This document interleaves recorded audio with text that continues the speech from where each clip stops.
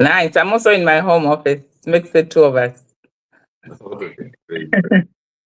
You don't want to see my feet. I have slippers on my feet. I'm not wearing anything. Okay.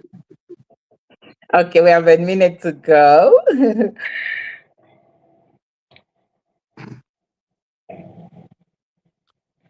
What's your MCP name again? Uplifter.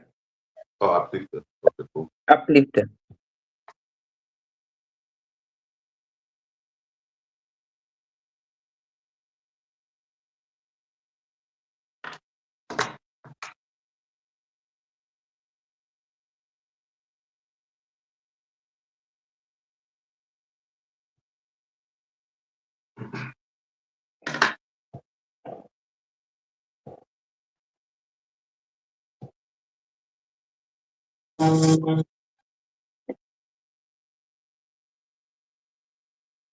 Have you done these interviews Are you calling before? me?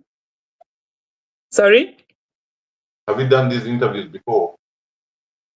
Oh, yes. I was even, yesterday I was supposed to be on the show. But Sylvia, there was a miscommunication. So I've done them before. I've been in your sports before, several times. And then I've been now on this side for the second time. So you're my second client. Oh, okay. But I've So been on being your on We side. are live. But we're starting at 8.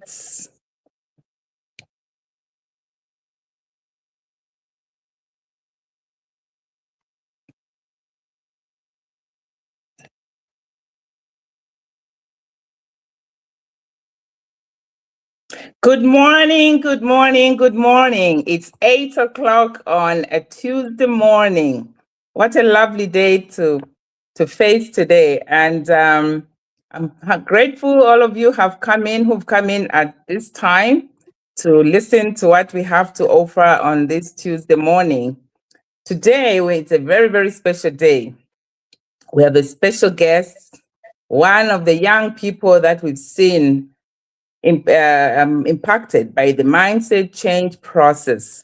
My name is Ruth Mugala, and I'm standing in today for Dr. Sunshine Sylvia Mansa, who is today anchoring another opportunity out there. The program that we are on right now runs every single week from Monday to Friday. So every day, Monday to Friday, 8 o'clock to 8:30, we are on the show with very, very different presentations, very exciting, worth listening to every week. And today, being a Tuesday, we're going to speak about mindset change in a very, very special way. And today we're talking about leadership. Leadership in the sense of responsibility. I'm sure we can all agree to the fact that every one of us is a leader. And if you don't agree to that, you're going to learn about that today. Every one of us, in wherever setting you are in, you are a leader of some sort, because leadership is not about title. You don't have to be given a title to be a leader. Everyone is a leader in their own rights, at their own levels. And leadership is built daily through practice. I just want to remind us all that leadership means a lot. We cannot define leadership in one way, but I can just, for now, let you know that leadership is influence. If you have people around you whom you are impacting, that's leadership. Leadership is self-regulation. If you are regulating, managing yourself in a good way, then you're a leader. Leadership is consistency when no one is watching. So whatever you do when no one is watching will define you as a leader. If you only do things when people are watching, then you're not a good leader. And leadership is built through practice. It's not something that you do as an event. It continues as a process, just like mindset process.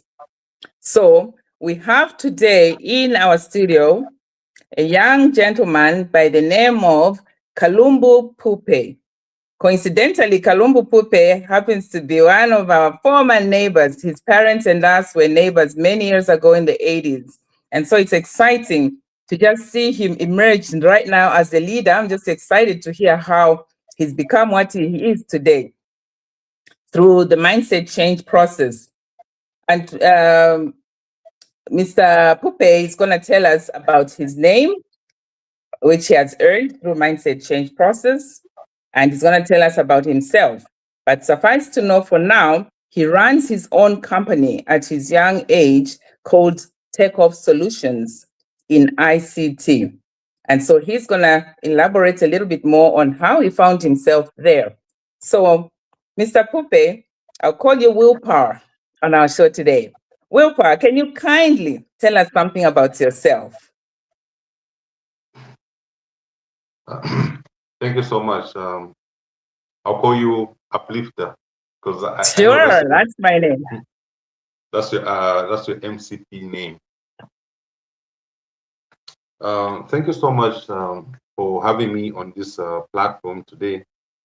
I just want to share a bit about the background, like the way you mentioned, where I got my name, Willpower. So when I attended the MCP program first time, it was very encouraging. It was very uplifting. And the fact that everyone has come up with a name which resonates with themselves, it made me like introspect, like what do I want to be known as? So the way I came up with Willpower is because of the drive. You need to have a drive for you to like move forward. So that's how I came up with that name, Willpower. Currently, I'm running a company called Takeoff Solutions. It's an ICT company, so we deal with ICT. We do training and things like that. So yeah, thank you so much, Uplifter. All right. A bit of about myself. Well, thank you so much. So I understand you did the mindset change process program a year ago. So what have you learned through this program, and what have you practiced? The mindset change program is very interesting. It's got a lot of components. You know, like the amount of time that we have today might not even be enough for us to actually tackle the contents of the mindset change program. The mindset change program has got many elements which are very beneficial to people. For example, the wheel of life. If you look at the wheel of life, it's got different sections which can actually help you to focus on different areas of your life. Also, if you look at the 80-20 rule, where you look at how much time you're spending on different things which are important to you, those are very important. That's a very important element as well. But then, let me not even go into smarter goals. You know, most of us, we know smart goals come, but they are smarter goals. There's an extra element that you can actually add to that for you to become more effective in the plans that you have for your year, for example, even 2026. Wow. Wow. I like that. Smarter goals. When I did the management course, I remember we're told goals should be smart. Now you've extended it to say smarter goals. I like that. So are you able to just tell us the difference between a smart goal and a smarter goal? I know the ER extends to exciting and risk and so on. So how has this affected the way you set up your goals? And which ones have you achieved since you set up your smarter goals? What systems help you to stay on track? And how did you track your progress? So, you know, Uplifter, Yes. initially, people, when they look at smart goals, they think about them being specific, measurable, achievable, relevant, and time bound, right? But in the Yes. mindset, in the mindset change program, we go an extra mile by looking at them. So we add the ER, and we say the E is for evaluating, and then the R is for readjusting. So you look at how far you've come, and then you start to evaluate how if you're progressing very well, and then we also readjust. Sometimes you have to look at the situation that you are in. Things change. There's political influence, there's environmental influence. So sometimes you have to change the way what you planned might not be affected in the same way that you planned if you don't do some kind of adaptation. So the ER comes in for you to evaluate and readjust so that your goals are now like properly aligned towards what you want to achieve. Wow, excellent. I like that. Evaluate. And I know mindset change goes crazy with all these definitions. Evaluate and make them exciting. Once you've evaluated it, because you really want to put your energies to your goals. So you have to make them exciting. And also, like you're saying, reevaluate. Change is inevitable. Things, you make goals today, tomorrow things change. So you want to readjust and make sure those change become the end, because there's this aspect of risk that comes in. So readjustment becomes necessary. Thank you so much, Willpower, for enlightening us on your experience with smarter goals. Absolutely. Now, you did talk about how through mindset change, you learned about managing the wheel of life. So in the area of one of the areas of wheel of life is mentor and education. So can you tell us what habits you've built to strengthen your thinking? And what do you do differently when faced with pressure?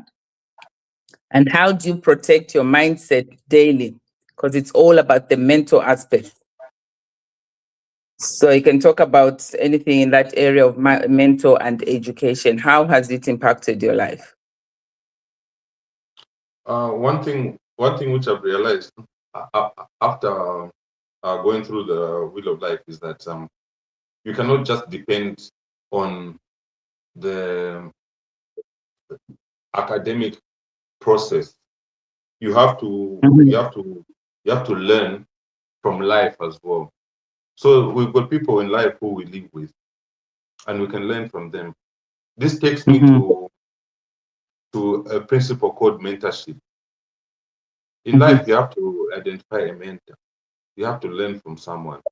There are people who have gone through what you're going through, and they can teach you how to walk through that particular path. So always have a mentor. There are mentors in business. There are mentors in health. There are mentors in different areas of life. So just talk to different people. Talk to different people where you can learn from them.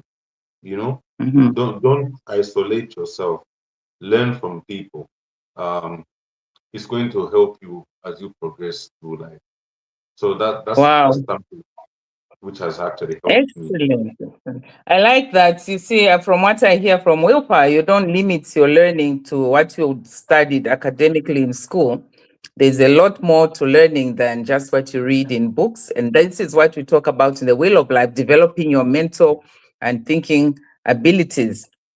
And from your experience, yes, mentorship, you've gotten people that have gone ahead of you and they have a lot to offer. So I like that you build your leadership through being mentored by those who've practiced leadership ahead of you. So reading, reflecting, planning, emotional discipline, and all that.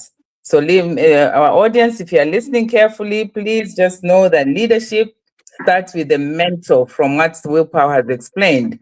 Mentor comes first.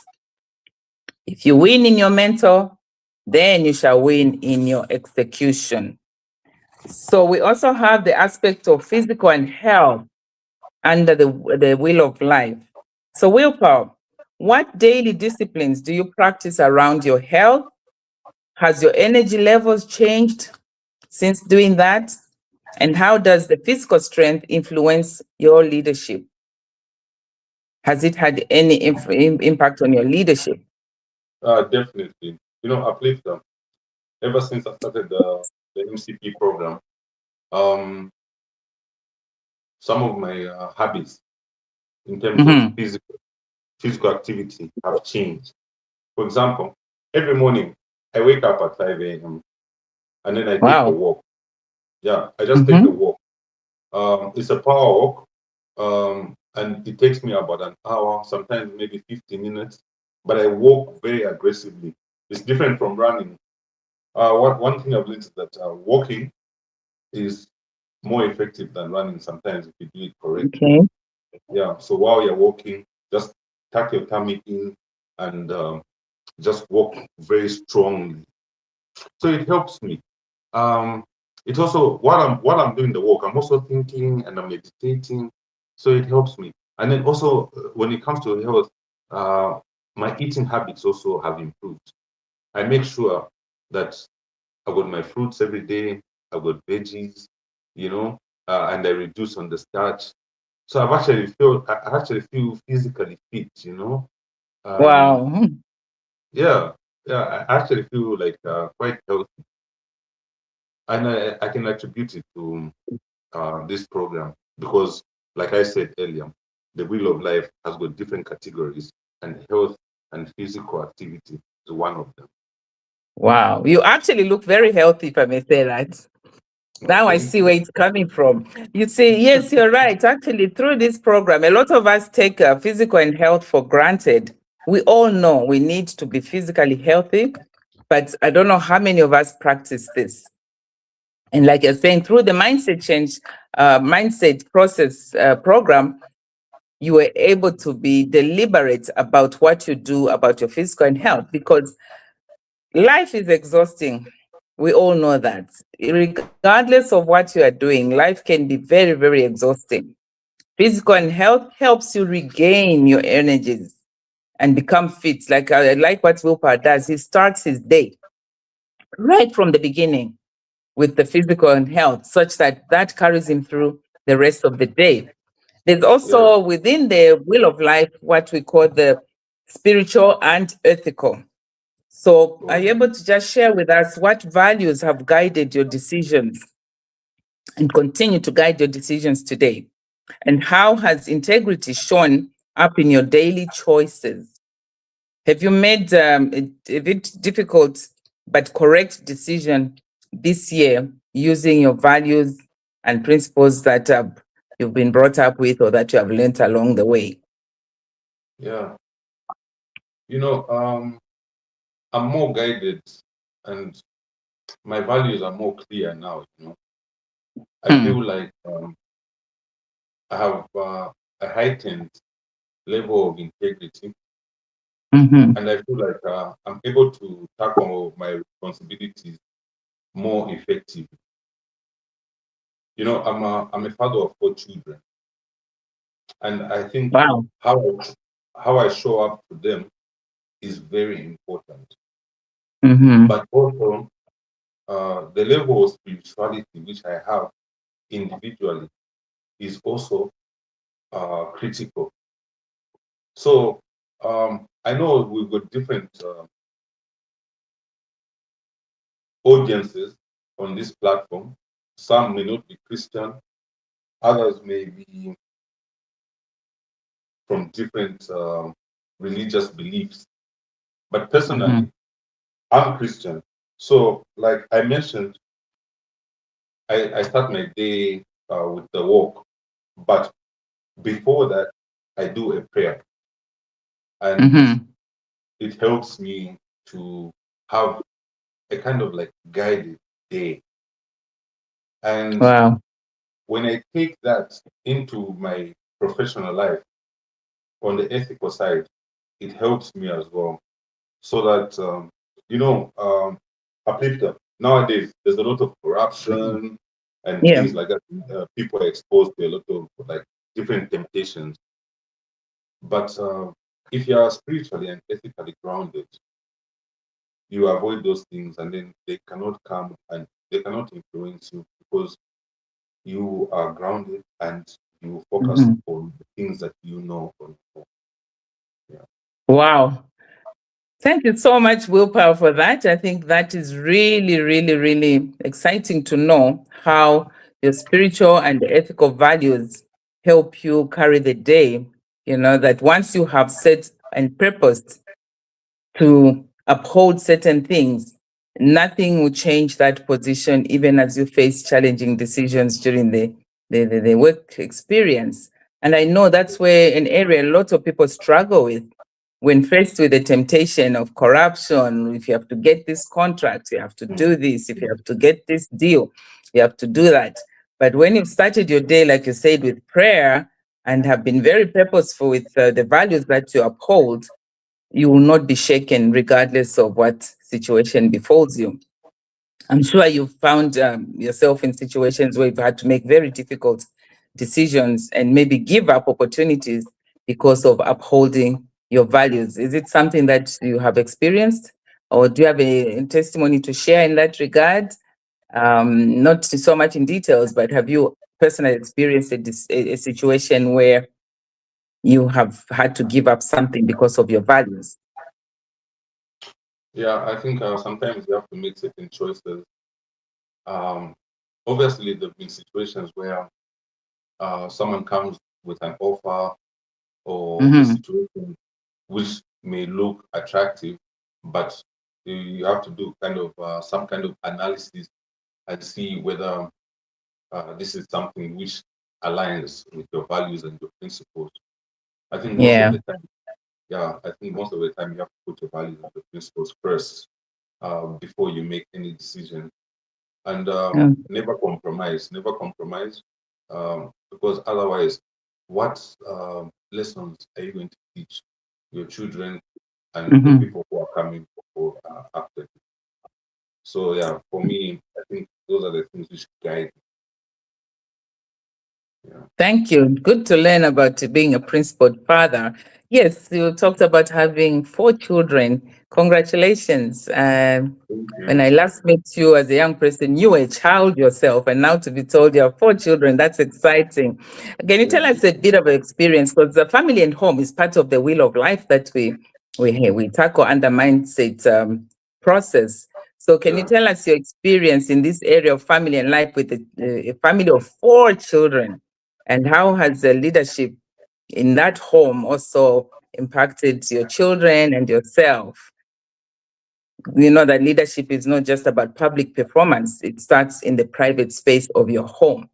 So, how has this area of family and home impacted you as a father of 4?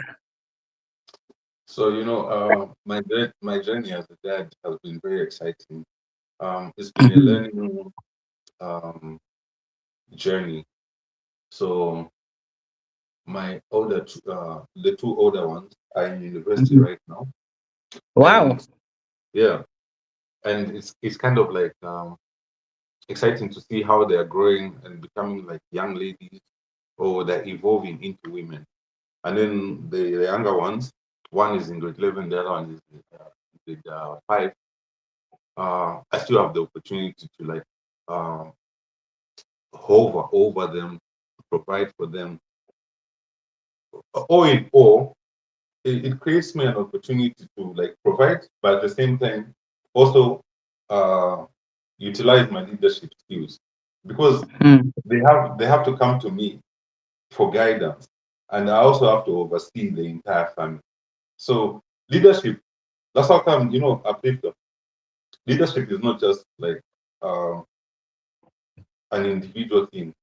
You apply it Mhm. also, you apply it in your family, you apply it in your community. Sometimes if you go to church, you can also apply it there. I'm sure you've noticed, like when you go to church, they look at you and say, "Hey, uplifter, can you take up this position?" Because they see that you've got those qualities whereby you can actually like steer a certain community or a certain group into a particular direction. They see those qualities in you. So even me, that's how it is at family level, at community level, church level, professional, and also individual. The leadership skills, they come in, and I'm taking advantage of the MCP principles which are various. You know, you've got the wheel of life, you've got the 80-20 principle, you've got smarter goals. There are so many things that we can talk about. I don't think we even have enough time today to tackle all of them. But these are some of the things we should share. Wow, thank you so much, so much. I can see your leadership starts right in the privates of your home, and it goes out into the community, it goes out into your workspace. So your leadership skills are actually all round. And I'm happy to hear how the mindset change process has actually redefined or impacted you positively in that aspect. And since our focus has been mostly on some of these spokes of the wheel of life, I will now move on to the social and cultural component of the wheel of life. So social and cultural, you know, we all live in a community of people, a community of family.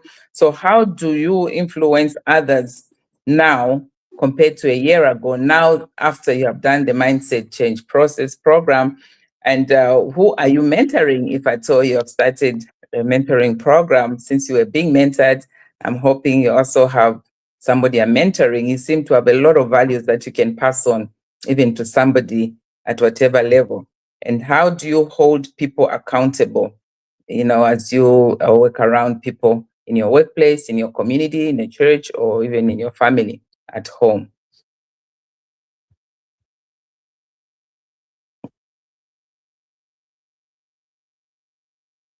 Hello, I think I've lost my guest. Back office, are you able to help? I seem to have lost my guest.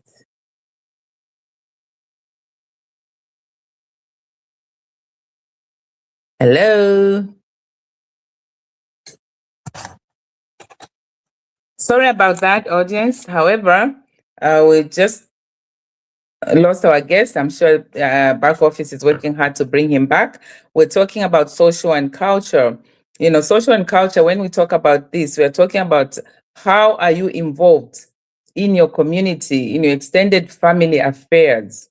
Are you one person who's available when you're needed? One of the things that are key, particularly in our setting in Zambia, is that we are very big on family events. When we're sending off a child in marriage, we have chilangamlilo, we have weddings, we have mateveto, we have all these things that bring us together as family.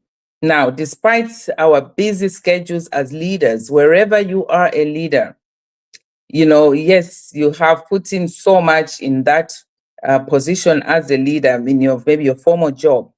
But what are you doing outside that job in terms of exerting your leadership skills in the area of social and culture? Are you participating in events that surround your family, such as the ones I've just tabulated? And also another component of family or activities that we find ourselves in as Zambians in family and community under social is funerals. And these have become so many funerals. I know, like Sunshine recently had a lot of funerals which she had to attend to. I personally have also had a lot of funerals that I've had to attend to since January, probably 8 or 9 so far. And it's not only attending, it's getting involved in these funerals. So despite our busy schedules, where we are attending to the other spokes of Wheel of Life, the mental and education, the physical and health, the family and home, we still have to attend to the area of social and culture. And that is where we're coming in. As a matter of fact, I just came from a funeral yesterday. A friend of ours who was also a student of the mindset process here, Influencer is her name, lost her dear mother, may her soul rest in peace. And so we went to support her in Liteta. And so, yes, it was a Monday. We had to put off our work and go because this is also very, very important. If we call ourselves Zambians, I think we need to be practicing as Zambians in these areas of social and culture. Remember, you young people are growing up. One day you'll be the leaders. You'll be called to be Washibu Kombe. As somebody else was your Shivu Kombe, you may be called to preside over in Sambo Liamfwa, the meeting that takes place after the funeral has taken place. Or you may be the one giving away a child, not necessarily your biological child, but somebody you have raised. So the aspect of social and culture, oh, there comes the willpower back. Sorry, we lost you for a moment. I hope you can hear me. My apologies. I think I had an outage with the internet.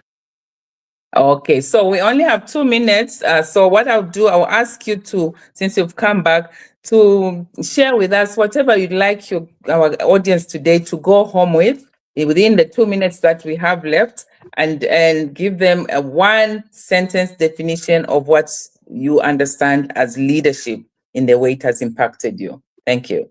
Okay, thank you so much. I think what I can say is leadership is consistent action. And leadership is consistent action when no one is watching. Sometimes, you have to be your own leader. The thoughts that you have when you're on your own, those are the thoughts which are going to influence you as you move forward. So focus on those. Always encourage yourself. Psych yourself up. For example, the way when there's a boxing match at the corner, when the boxer goes to the corner at half, when the bell rings, the coach is always like influencing the boxer. Have that voice in your head as if you're that coach influencing yourself. So always remember that leadership is consistent action when no one is watching you. All right. I love that. Consistent action when no one is watching you. There are 2 big words there, consistency and action. So I'll just close this session by simply saying we have heard from a live story of a young man who is a leader at home, a leader in his workplace. And now we come to an end simply saying you do not need permission to lead. You need discipline, such as the willpower has demonstrated. You need practice, and consistently so. You need action. You need to do something. You can't be a leader and just be seated. And leadership begins with yourself. Nobody will come and lift you up as a leader. They will endorse what you already have as a leader. Thank you very much, Willpower, for your time today and your story. And you seem to have really gone through a wonderful journey. We can only wish you all the best as you continue with your business and exerting those leadership skills to those that are around you. Thank you so much and have a wonderful day. Thank you, audience. You've been great today. And thank you for having you on this show. Good day. Thanks, Uplifter. Auntie Ruth, have a nice day.